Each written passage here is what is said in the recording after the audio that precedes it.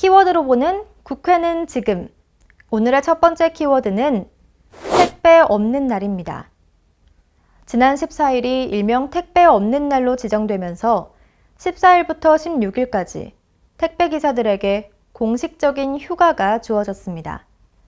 산업재해보상보험법 제125조 1항에 의하면 택배 노동자들은 근로기준법 등이 적용되지 않는 특수 형태의 근로종사자, 이른바 특수고용노동자로 분류돼 있어 근로기준법상 명시된 근로시간과 휴식시간 등 노동자로서의 권리를 보장받지 못하고 있습니다. 그렇다면 왜 갑자기 택배 없는 날이 지정됐을까요?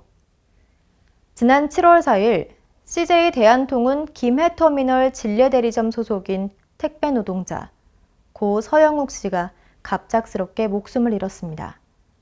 하지만 서 씨의 죽음은 어느 정도 예견된 죽음이었습니다.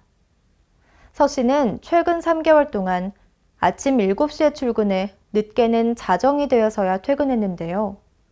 하루에 300개 이상의 택배 물량을 소화했습니다.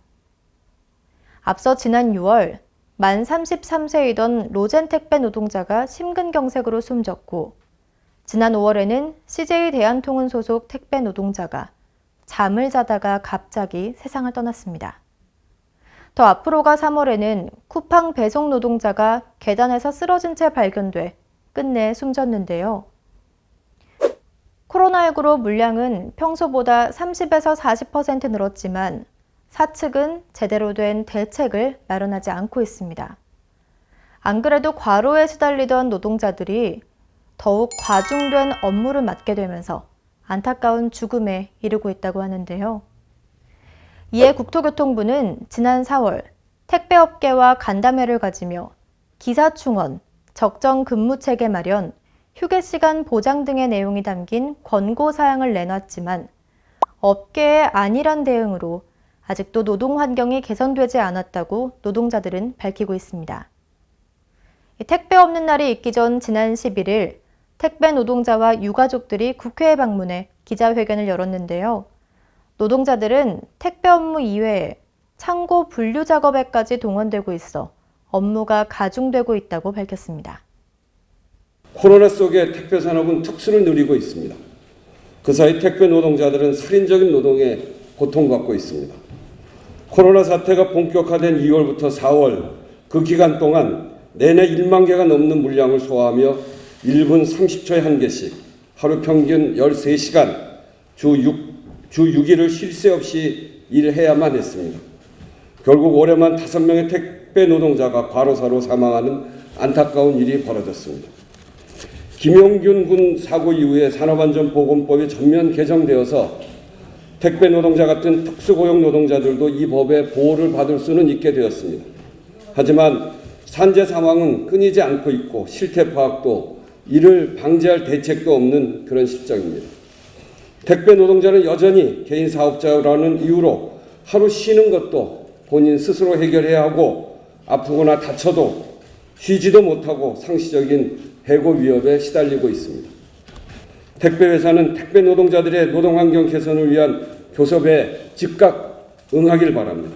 또한 정부는 택배 현장에 대한 산업안전 근로감독과 작업환경 개선을 위한 대책을 마련해서 다시는 이러한 억울한 죽음, 과로에 의한 죽음이 우리 사회 앞에 나타나지 않도록 최선의 대책을 다해 주시기를 바랍니다. 국회도 최선을 다하겠습니다. 감사합니다. 지금 한 달에 한 명씩 노동자분들이 사망을 하고 있는 상황이에요. 이분들 아파도 병원 갈 시간이 없고 대신 일해줄 사람이 없고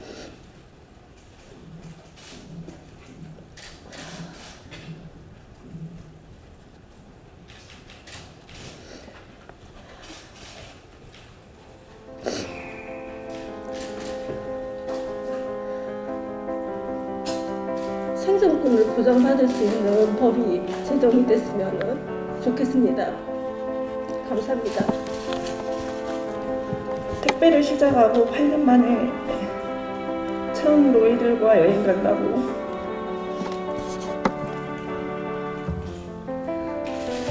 다음날 아침에 깨었는데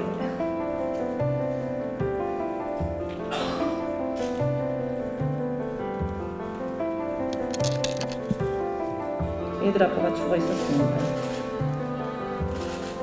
그 전날, 그 다음날 여행 간다고 그러게 좋아했던 모습이 마지막이라고는 생각도 못했습니다.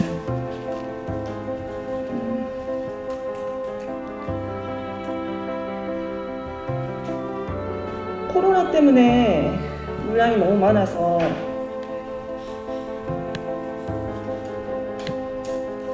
아침 일찍 출근하고 5시 반에 출근해서 8시, 9시에 들어오고 그래도 항상 웃었던 애들 아빠 모습이 생각납니다.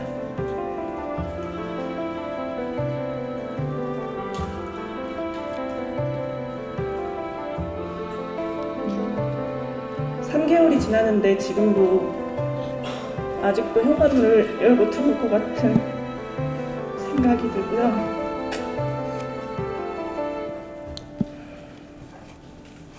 그 작업만 까대기 작업만 조금 추가 인력이 투입되면 지금 하고 있는 기사들의 평균 작업 시간이 2~3시간은 줄어들 거다 이렇게 저희들은 보고 있습니다. 좀 구강에서 설명을 드리면 6시에 이제 출근하셔가지고 마지막 스캔 작업하는 거예요. 고객 물건 주고 이제 스캔을 하거든요. 그 시간이 11시인 거예요. 네. 그러니까 아침 6시에 출근해가지고 밤 11시에 퇴근을 하면 집에 들어가면 1시잖아요. 서너 시간을 자고 나와서 또 계속 일을 반복을 하는데 이 6시에 출근해갖고 12시, 1시까지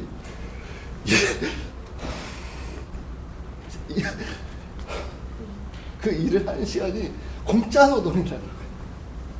물건 인수하는 시간이 보통 1시간이면 2시간은 충분한데 자신들의 간선차를 지연시키고 이 명목으로 이 몇 시간을 지금 택배 노동자들을 공짜로 부리고 있는 거죠. 그러니까 이 얘기를 하면서 이제 눈물이 나는 거예요.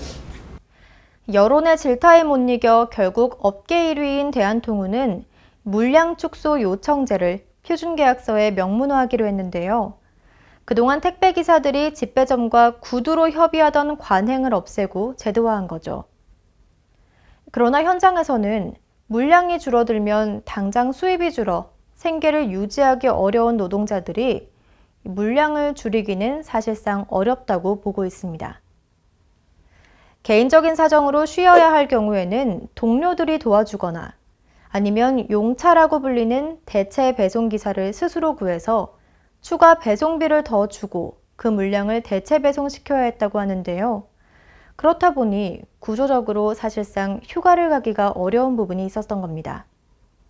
택배 노동자들은 지난 14일을 기점으로 3일간의 짧은 휴식을 가졌지만 그들 앞에는 더욱 큰 산이 기다리고 있는데요. 바로 다가오는 추석입니다. 추석 전후인 9월부터 11월은 1년 중 택배 물량이 가장 많이 발생하는 기간인데요. 택배 노동자들은 이미 코로나19로 인해 폭주한 물량에 지쳐 있어 단 3일간의 휴식으로 그 기간을 잘 견뎌낼 수 있을지 걱정이 앞선다고 합니다. 노동자들의 근심과 다르게 사측은 이에 대해 뾰족한 대안을 마련하지 않고 있습니다. 노동자들은 정부의 강력한 간섭을 요구하고 있는데요. 정부가 강력한 의지를 보여주길 바랍니다.